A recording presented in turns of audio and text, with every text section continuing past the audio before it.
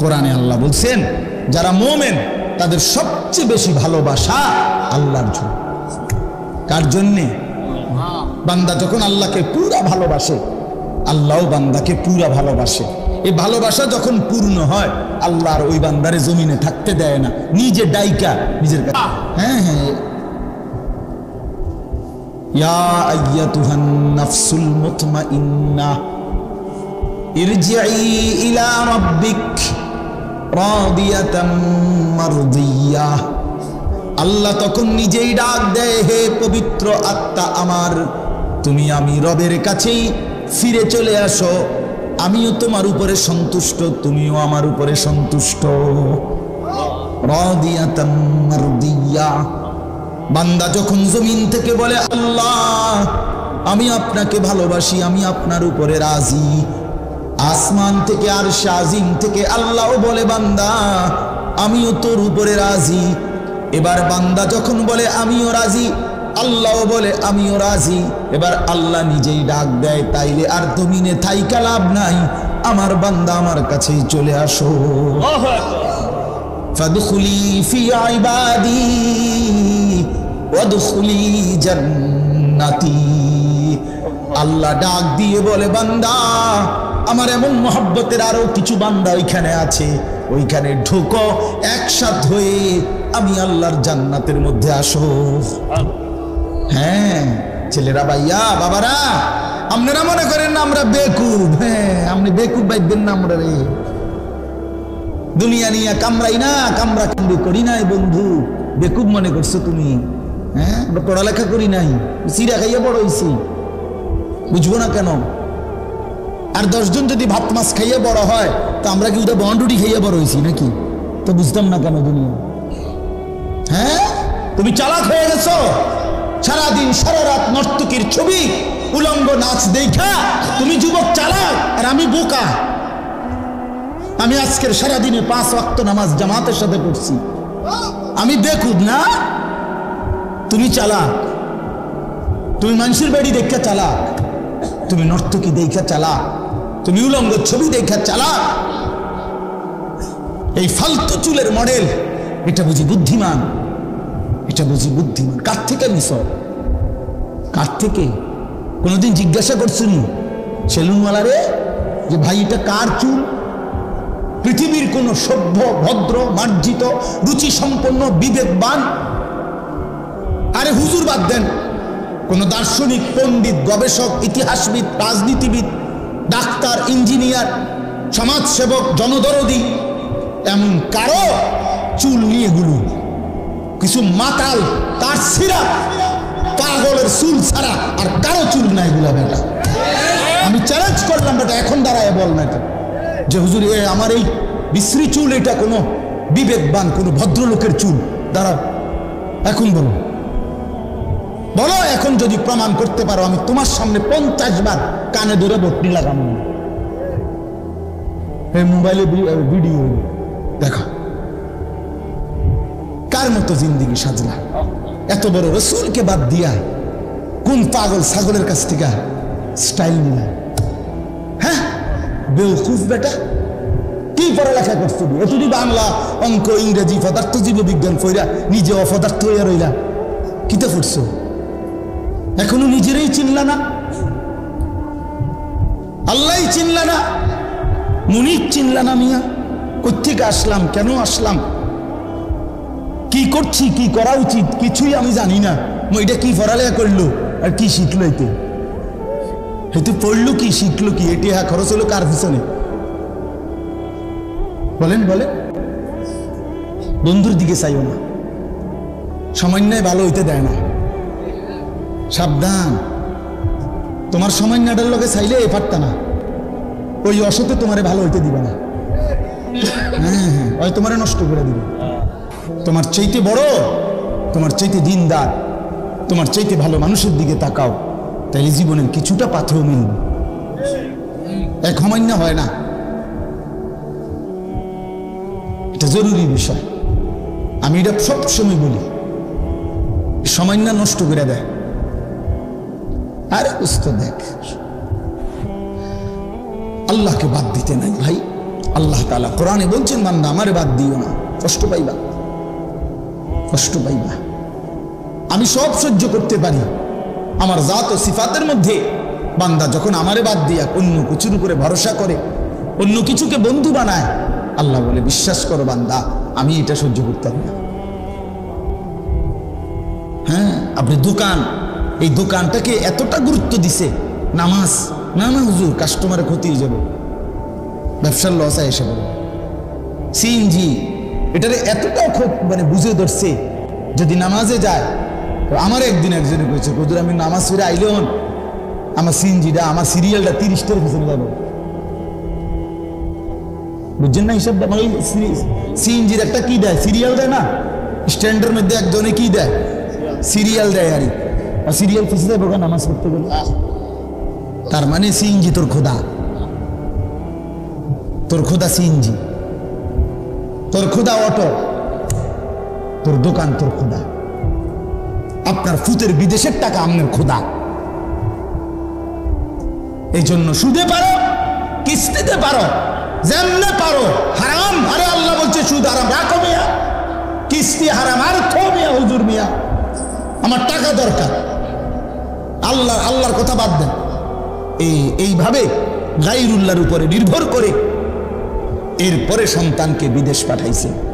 3 বছর লাগছে না, 2 বছর লাগছে না, এবার আল্লাহর রহমতে বিয়ে কইরা এখন আব্বা বুঝেন তো কি আর এরকম সময় আসেনি, এই সংসারে থাকতে পারে না, শহরে থাকবো, খোলাফাইন মানুষ করবো, জিভুত মানুষ করবো।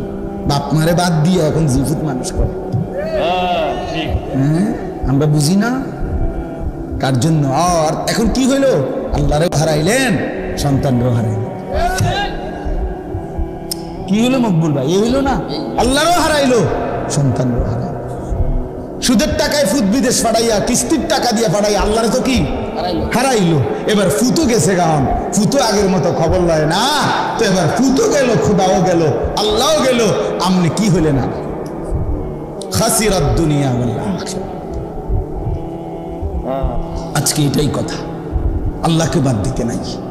প্রিয় বন্ধু আমার, বাপ আমার, হাত জোড় করে বলি, আল্লাহকে বাদ দিতে নাই। আল্লাহই মুমিনের বন্ধু। মুমিনের বন্ধু কে?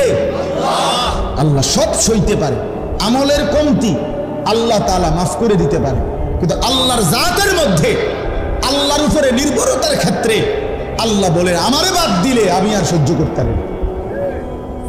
আল্লাহ বলেন বান্দা আমি সব মানতে পারি, কিন্তু আমি শিরিক মানি না, আমারে বাদ দিলে আমি মানি না। অন্য কাউরে বন্ধু বানাইবা না, অন্য কিছুর উপরে ভরসা করো। ভরসা করতে হবে কার উপরে?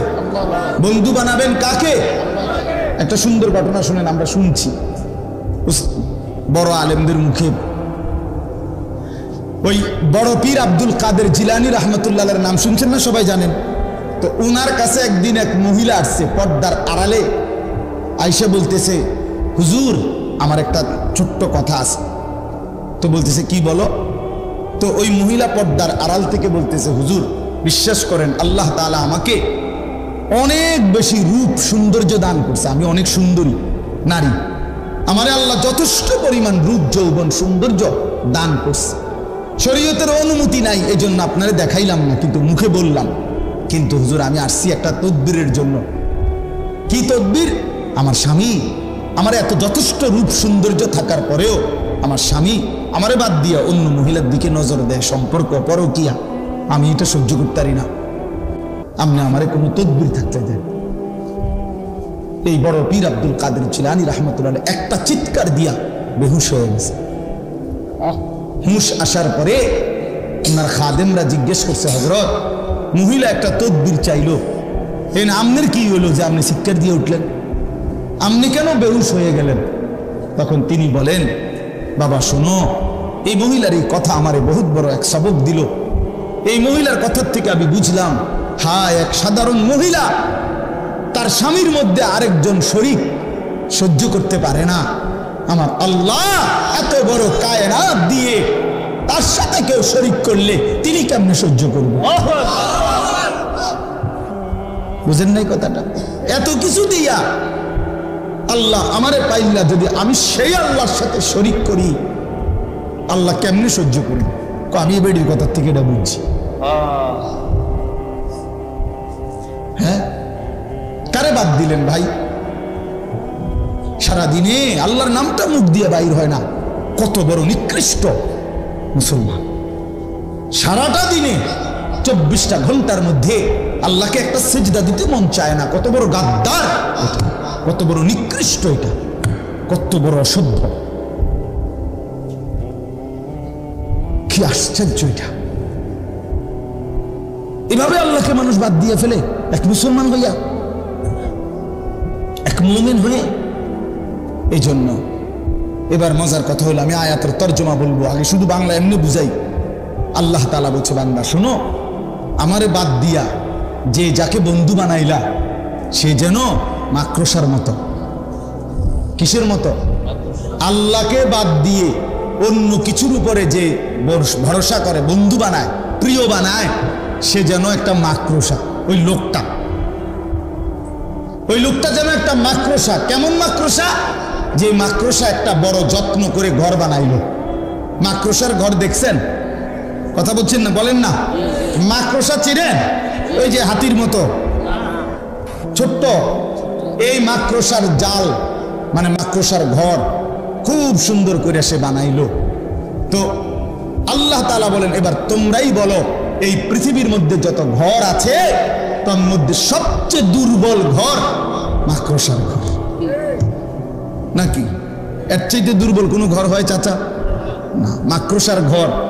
এটা যদি একটু বাতাস আসে, সিরা বিরা পড়ে যাবে। একটা 6 মাসের বাচ্চাও যদি তার হাতালগি দেয়, পড়ে যাবে। এত দুর্বল ঘর। আল্লাহ তাআলা বলেন, ঠিক এরকম ভাবে আমি আল্লাহকে বাদ দিয়ে যে বা যারা অন্য কিছুকে বন্ধু বানায়, অন্য কিছুর উপরে ভরসা করে, তারা যেন মাকড়সার মতো যে একটা ঘর বানাইলো আমারে বাদ দিয়া অন্য কিছুর উপরে। আর মনে রেখো, সামান্য ঝড়ে সবচেয়ে দুর্বল ঘর মাকড়সার ঘর, আমি আল্লাহরে বাদ দিয়েও সে যাকে ধরলো, এইটাও তার জন্য ঠিক এরকম ক্ষণিকের মধ্যেই, অচিরেই, অল্প সময়ের ব্যবধানে এটা হারিয়ে যায়। ওই নেতা না থাকবে না, ওই ঘর থাকবে না, আপনারে রাইখাই, আরে মিয়া আপনার দোকানের জাকাত রাইখাই ওরা আপনারে কবরে পাঠাই দেবে। আপনার ঘরের মধ্যে রাইখাই আপনারে কবরে পাঠাই দেবে। আপনার সন্তানরা, পরিবারের বাচ্চারা, স্ত্রী সন্তানরা আপনারে, তারা মাটির উপরে ধাইকা আপনারে মাটির নিচে দাফন করে দেবে। আপনি যাদের জন্য আল্লাহকে ছেড়ে দিয়েছিলেন, যে সংসারে হাসি ফুটানোর জন্য, বউ বাচ্চার সংসার করার জন্য আপনি এক ওয়াক্ত নামাজ পড়তে পারেন নাই, আল্লাহকে ডাকতে পারেন নাই, আল্লাহরে ভুলে গেছেন বহু আগে। আল্লাহ তাআলা বলেন, তুমি একটা মাকড়সার ঘর বানাইছো। তুমি মনে রাখো বান্দা, মাকড়সার ঘর টিকে না। ঠিক আমারে বাদ দিয়া যে যাকে ধরছো সেটাও টিকবে না। আমারে বাদ দিয়া কোনো নেতা, আমারে বাদ দিয়া কোনো কর্মী, আমারে বাদ দিয়া কোনো দল, আমারে বাদ দিয়া কোনো পার্টি, যার উপরেই ভরসা করবা সেটা টিকবে না, সেটা থাকবে না। 2:30টার পরে, পরের দিনের 2:30টা পর্যন্ত আর খুঁজেও পাওয়া যায় না। বেশিক্ষণ লাগে, 1-2:30টার থেকে পরের দিনের আর 2:30টা যায় না। 2:30টায় যখন ভাগছে, তো পরের দিনের 2:30টা পর্যন্ত আর কিচ্ছু নাই। তো 16 বছরের সাজানো সংসার কই গেল? হ্যাঁ, 16 বছরের নেতারা কই? 16 বছরের কর্মীরা কই? 16 বছরের দাপট কই? 16 বছরের অহংকার কই? 16 বছরের বড়াই কই বাবা? মাতালুল্লাযীনা ইত্তাখাযু মিন দুনিল্লাহ। এই তরজমা শুনেন। আল্লাহ বলেন, আমি উদাহরণ দিচ্ছি বান্দা, আমি আল্লাহকে বাদ দিয়ে অন্য যা কিছুকে বন্ধু বানাই যারা, কামাসালিল আনকাবুত, তারা যেন মাকড়সার মতো। কিসের মতো? ইত্তাখাযাত বাইতান, যে একটা ঘর বানিয়েছে মাকড়সা। মাকড়সা যেমন একটা ঘর বানায়, তুমি মাকড়সাও একটা ঘর বানিয়েছ। ইন্না আওহানাল বুয়ুতি লাবাইতুল আনকাবুত। আল্লাহ বলে জেনে রেখো বান্দা, এই পৃথিবীতে সবচেয়ে দুর্বল ঘর মাকড়সার ঘর। ঠিক তেমনি ভাবে আমি আল্লাহরে বাদ দিয়ে তুমি যেটারে ধরছো সেটাও এরকম দুর্বল ঘর, সেটাও এমন দুর্বল ভরসা। যে ছেলেদের জন্য এত কিছু করলা, ওরা সত্যি সত্যি তোমার কথা মনে রাখবে না, কিন্তু তুমি যদি আল্লাহরে মনে রাখতা, আল্লাহ বলে বান্দা ফাযকুরুনি আযকুরুকুম, তুমি যদি আমারে মনে করো বান্দা, আমি ওয়াদা দিলাম আমি তৎক্ষণাৎ তোমাকেও মনে করব। তুমি ডাইকো আমারে, আমিও ডাকবো তোমারে। বান্দা বলে আল্লাহ, রব্বুল আলামিন বলে লাব্বাইক ইয়া আবদি, বলো বান্দা আমি হাজির। বান্দা আবার বলে আল্লাহ, বান্দা বারবার বলে সুবহানাল্লাহ সুবহানাল্লাহ আলহামদুলিল্লাহ। আল্লাহ প্রতিবারই বলে লাব্বাইক ইয়া আবদি, বান্দা বলো না আমি হাজির, আমি হাজির, বলো কি চাচ্ছ। বান্দা কিছুই বলে না, শুধু আল্লাহরে ডাকে, আল্লাহরে ডাকে, আল্লাহরে ডাকে, আল্লাহরে ডাকে। জিকির করতে করতে মজা পায়।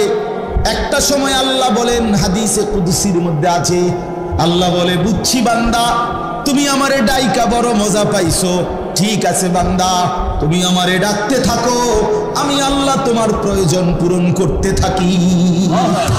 আমি তো সবই জানি, তোমার বউটা যে অসুস্থ আমি তো জানি, ছেলেটা যে বিদেশে অসুবিধা আছে আমি তো জানি, তোমার দোকানে বেচা কেনা কমে গেছে আমি তো জানি, তুমি এই এই রোগ শোকে ভুগছো আমি তো জানি। জানে না? জানে না? তো আল্লাহ বলে তুমি আমারে ডাকতে থাকো, আমি তো তোমার কি কি অসুবিধা আমি তো জানি বান্দা, আমি সেগুলো পূরণ করতে থাকি। কেন আমারে বাদ দিবা? যুবক এত অল্প বয়সে আল্লাহকে কেন বাদ দিবা? কি সমস্যা? তুমি তো সুস্থ সবল, তোমার শরীর দিমাগ সবই তো ঠিক আছে বন্ধু। বৃদ্ধ বয় আমার আম্মা, আমার মা 70-এর মতো বয়স, আহা মা আমার এখনো জীবিত আছে ভাইয়া। আমি বহু আজে বলছিও, আমার আম্মা আজীবন, আমরা 5 ভাই 3 বোন, 8 জন ভাই বোনকে মা নিজে তাহাজ্জুদ পইরা ফজরের আগে মারে দেখছি সারাটা জীবন। মা এই স্কুলের মাদ্রাসার যে ঘন্টা ফেটে, ওই যে কাঁসার একটা গোল একটা ইয়াসনের দিয়ে ঘন্টা ফেটে, এইটা দিয়া ফজরের আগে মা আমাদের ভাই বোন সবার রুমের সামনে গিয়া গিয়া সেইটা দিয়ে এমনি টুম টুম টুম টুম করে ঘন্টা ফিরতো, আরাম করে ফজরের নামাজের জন্য উঠাইতো। যে মা আমার নিজে 5 ওয়াক্ত নামাজ পড়তো, আমগরে নামাজ পড়াইতো, যে মা আমার 5টা ছেলেকে আলেম বানাইবার জন্য চেষ্টা করছে, এই মা এই বয়সে আইসা মা আমার, বিশ্বাস করেন আমার আম্মা এখন এমন অসুস্থ যে মার হাতে একটা ট্যাবলেট দিলে, বিশ্বাস করেন একটা ঘন্টাও যদি মার হাতে এটা রাখি, মারে 1000 বার 1,00,000 বারও যদি বলি মা এটা ওষুধ ওষুধ, মা এটা আপনি খান, আল্লাহর কসম মা এটা বুঝে না, মা বুঝে না বন্ধু। আমি সেই মার সন্তান, যে মারে আমি দেখছি মা আমার কত মেহনত করছে। উযু করতে বসাইলে মা বুঝে না, নামাজের রাকাত মা চিনে না। হ্যাঁ, ওহ কি আয়াত! ওই যে ওয়ামিনকুম মান ইউরাদ্দু ইলা আরদালিল উমর লিকাই লা ইয়ালামা মিন বা'দি ইলমিন শাইআ। আল্লাহ বলেন আমি কাউকে কাউকে এতটা বৃদ্ধ অবস্থায় পৌঁছাই যে তখন আর পিছনে যা যা জানতো কিছুই আর জানে না। সূরা হজ্জের আয়াত, লিকাই লা ইয়ালামা মিন বা'দি ইলমিন শাইআ। আমি আল্লাহ বৃদ্ধ বয়সে একটা সময় সব কিছু পিছনের ভুলাইয়া দেই। মা আমার জগতের আর কিছুই বোঝে না। তো তুমি তো এমন বৃদ্ধ হও নাই, তুমি তো যুবক, শরীর স্বাস্থ্য সমর্থবান, তুমি কেন সেজদা করো না? তুমি তো পাগলও না ছাগলও না, তুমি তো মাতালও না, তুমি তো বৃদ্ধ না অক্ষম না, তুমি তো প্যারালাইজড না পঙ্গু না, তুমি তো অচল না অসহায় না, কেন তুমি সেজদা করো না? কোরআনুল কারীমের মধ্যে আছে, আল্লাহ বলেন হাসরের ময়দানে প্রত্যেক নাফরমানকে আল্লাহর পক্ষ থেকে বলা হবে, ফেরেশতারা বলবে আয়ুদাউনা ইলাস সুজুদ। বন্ধু, এই শেষ কথাগুলো মনে রাখো। আল্লাহর ফেরেশতা বলবে, নাফরমান, এতগুলো মোট সেজদা তোর ছুটে গেছে, আজ হাসরের ময়দানে দে, সেজদা দে। ফালা ইয়াস্তাতিউন, লক্ষ কোটি বার চেষ্টা করে নাফরমান একটি সেজদাও দিতে পারবে না। কোরআনে আছে, আল্লাহ বলেন জাহান্নামের ফেরেশতারা জাহান্নামীকে জিজ্ঞেস করবে, মা সালাকাকুম ফি সাকার, এই নাফরমান কি কারণে জাহান্নামে আসলি? আল্লাহর কসম বন্ধু, জাহান্নামী উত্তর দিবে, প্রথম উত্তর, ক্বালু লাম নাকু মিনাল মুসাল্লিন, আমি নামাজি ছিলাম না। আল্লাহ কোরআনে বলেন, কাল্লা ইদা বালাগাতিত তারাকি, আল্লাহ বলেন নাফরমানের মৃত্যু যন্ত্রণা হবে বড় কঠিন। কণ্ঠনালী পর্যন্ত রূহটাকে কলিজার থেকে আজরাইল একটা টান দিয়া ছিঁড়ে ফেলবে, ছিঁড়লেই রূহটা কণ্ঠনালীর কাছে আসবে। এবার কণ্ঠনালী দিয়া রূহটা বাহির হতে চাইবে না। আল্লাহ তাআলা রাসূলুল্লাহর হাদিসে স্পষ্ট নবীজি বলছেন, এই কণ্ঠনালীর কাছ থেকে রূহটাকে দুনিয়ার মানুষ কোনো পলিথিন যদি কোনো শক্ত কিছুর মধ্যে লাইগা থাকে, পলিথিন যদি এমনে না খোলে, টাইনা টাইনা যেমনে ছিঁড়ে, আল্লাহর কসম নবী বলে কণ্ঠনালীর থেকে রূহটা নাফরমানের বের হতে চাইবে না, ফেরেশতা ভাবে টাইনা ছিঁড়া বাইর করবে। কাল্লা ইযা বালাগাতিত তারাকি, আল্লাহ বলেন এমন কষ্টের মৃত্যু, এমন কষ্টের মরণ কেন হবে জানোনি? ফালা সাদ্দাকা ওয়ালা সাল্লা, কারণ সে আমি আল্লাহরে মানে নাই আর নামাজ আদায় করে না। মাতবুরি ছুটটা যাইব দেখো। এখনকার মাতবুরি বাতে না দুগা খাও আর মোবাইল টিপো বইয়া বইয়া, এই তো আর কিতা। মাতবুরি ছুটে যাবে ভাইয়া, কলিজাটা ছিঁড়া ফেলবে ফেরেশতা, রুহুটা ছিঁড়া ফেলবে, একদম টুকরা টুকরা বানায় ফেলবে। আল্লাহ আমারে মাফ করে দেন। ফালাউলা ইদা বালাগাতিল হুলকুম ওয়া আনতুম হিনাইদিন তানজুরুন, সূরা ওয়াকিয়া। আল্লাহ বলে নাফরমানের রুহুটা যখন কণ্ঠনালীর কাছে আসবে আর তোমরা আত্মীয় স্বজন আশেপাশে অসহায়ের মতো তাকিয়ে থাকবে, ওয়া নাহনু আকরাবু ইলাইহি মিনকুম ওয়ালাকিন লা তুবসিরুন, আমি আল্লাহ কিন্তু ওর কাছাকাছি আছি, যদিও তোমরা আমাকে দেখছো না। এবার আল্লাহ চ্যালেঞ্জ করে বলে, ও দুনিয়াবাসী, তারজিউনাহা ইন কুনতুম সাদিকিন, তোমরা যদি মনে করো আল্লাহ পাক তোমাদেরকে শাস্তি দিবে না, হাসরের ময়দানে উঠাবে না, আখিরাত যদি মিথ্যা মনেই হয়, তাইলে এই নাফরমানের কণ্ঠনালী থেকে রূহটা ফিরাইয়া তার কলজার ভিতরে ঢুকায় দাও। ওরে মরতে দিও না, ওরে ধরে রাখো, সাই পারোনি।